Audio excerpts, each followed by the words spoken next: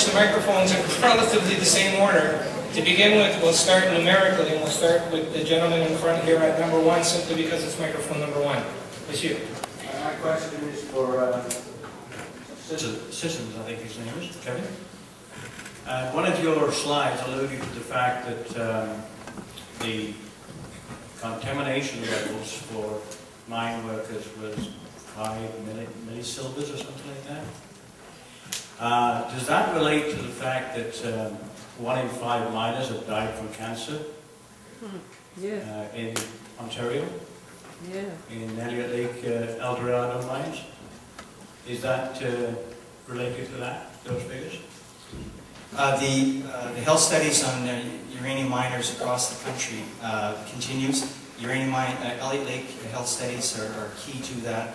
There's been historical operations of uranium mines prior to good, strong regulations of radiation protection control that wasn't even know about the concerns of radon until the 70s and into the 80s. So some of the historical efforts, historical impacts on the uranium miners prior to then did have some, clearly had some health effects with a higher percentage of cancers for that. The number of 5 millisieverts we're talking now is the modern uranium miners. This is now in through the 90s, continuing on to the mines in northern Saskatchewan. So I was presenting you information here on the current levels or exposures to doses to the modern uranium miners, the ones regulated. Of course, the standards of any new mine in Canada would have to meet that. Answer the question. The other question, the other part of my question was, so you showed some slides of tailings and mines being sealed and stuff like that. Presently, I've got information to say that there's 200,000 tons of tailings that are just in random open quarries that's not covered, just exposed to the elements. Is that, I understand El Dorado mining, they just replied, they've been asked by the government to deal with that problem, and they replied that they're going to do it in maybe the next 5 years or so. This is disturbing to me. Well, I don't know where that information coming. El Dorado Nuclear is no longer in existence.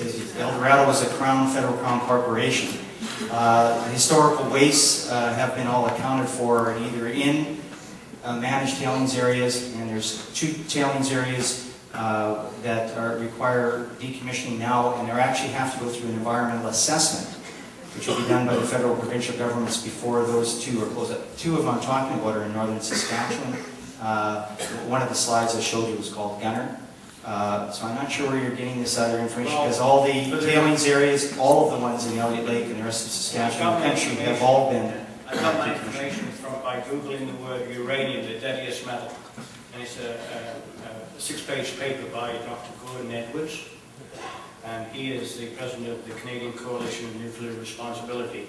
So if anybody wants to read that, you can just Google those words. Thank you. Thank you very much.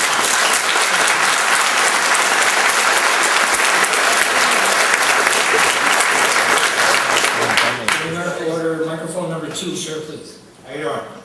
I'm well. How are you, sir?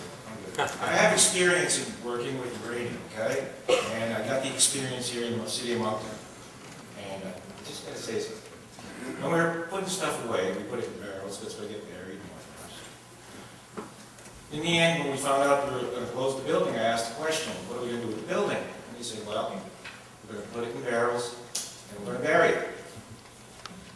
Well, anyways, they rented it out to a sandwich factory. I just ain't got that figured out. So who's the cops?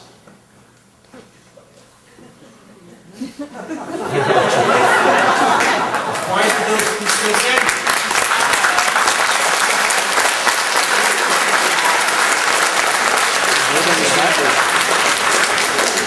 As a moderator, I'm going to tell you that I think that's a very poignant question.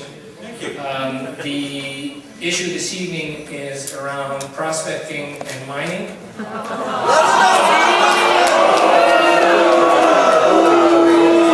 Uranium, right? We can answer it. No, it's fair. I mean, if it's all right, we say we've got 4 staff here. Let us find exactly, get the details of your information. One of our 2 staff are right here in the front row. Let's get your details, get the information, and we'll let you an answer or respond to it. If there's a danger or risk, with this material in and around the public or anyone else's, it will be addressed. So if you don't mind, if you can give us the details, Sure. we will follow it up. This is 20 and years respond. later. So is it still there, or still? It's still there, yes, sir. All right, then we have actions for that to protect the public, and we will either do it, we'll do it. So let us leave it with us to follow it up, and we will address it. My point is, where were you 20 years ago? I don't get it.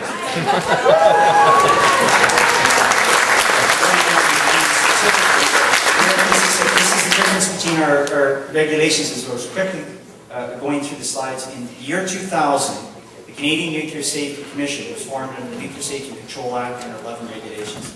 These are very comprehensive, modern regulations that were obviously not in play 20 years ago. So there's a lot of lessons learned of past practices, the things you can do better, shall be done better, and will be done better. I am glad you brought it to our attention. We will find out and verify what and if and where this is, and if there's any further action on it. I don't even want to apologize for that for 20 years ago, because there are those things that happen. We all have those examples in our lives of things that should have been done better. Today, they would not meet that standard. It would not be acceptable. And Okay, but it's there today, so I don't get it. well, now that we're aware of it, the Canadian Nuclear Safety Commission staff will follow up and advise you what that outcome is on it. Okay? That's all I can do. Okay. So I want one comment to make. I know that nuclear fuel is the future because we have no oil left. I understand. Okay? But there's this... No, wait a minute. No, this is important. You must hear this. In my 51 years in this planet, one thing I did figure out is that greed kind of makes people stupid. You know what I'm saying?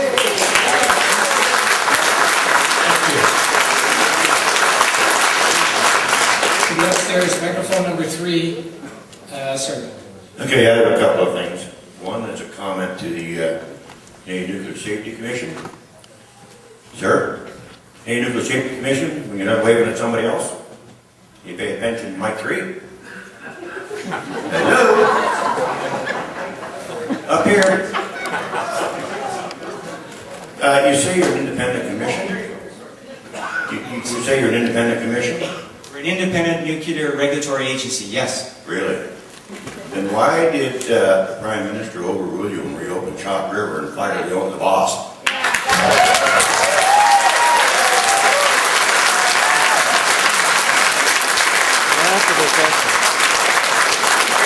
I guess the key fact in that it took an act of Parliament to do that. So But they did it.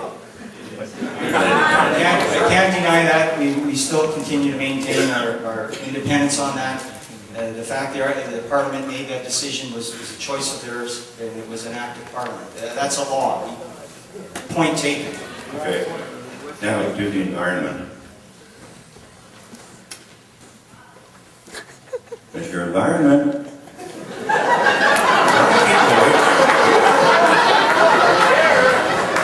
Once again, I would like to qualify that the people at the table down here, as well as myself, you have the luxury of seeing us under bright lights, and it's very difficult for us to see you. So if they're not looking directly at you, they can certainly hear you. So Okay. please proceed. My question is for the environment. If I want to drop sandbags across the brook and reroute it to a trout pond, I can't do that. But a drilling company can go up on a mountain, above a brook, above 21 springs that feed my well, and drill 1,000-foot exploratory holes with no way of catching all the water they're using, which is being contaminated by drilling the drills, from coming down off that mountain into my brook and into my springs. And if I call the environment, they say, that's natural resources because it's not a mine.